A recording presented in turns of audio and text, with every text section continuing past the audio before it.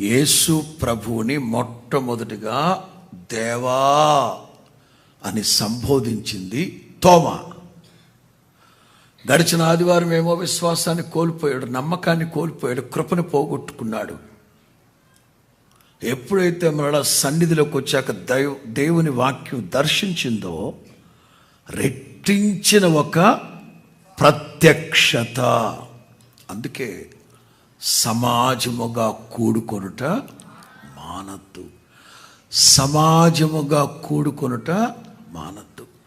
దేవుని సన్నిధికి దూరం అయితే కలిగే అనర్థాలు, దేవుని సన్నిధికి దూరం అయితే పోగొట్టుకునే కృప, పోగొట్టుకున్న విశ్వాసం, సందేహాలు.